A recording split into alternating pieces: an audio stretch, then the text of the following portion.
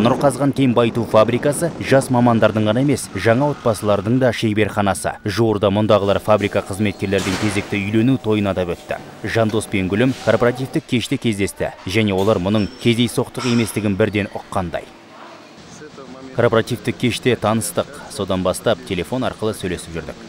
У нас қарлығаш сатып алды, работает. Қарлығаш сатып алды қызы, жігіт қыз болып араласып отырайық деді. Ол дәл менің жаным отырды. Как он попал рядом со мной? Араға жарты жыл салып олар үйлену туралы шешім қабылдады. Сенбендер отбасы фабрикада тігіліп отырған тұңғыш отау емес.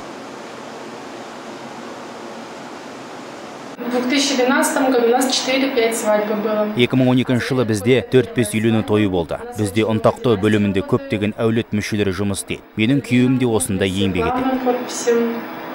И у меня и супруг здесь работает.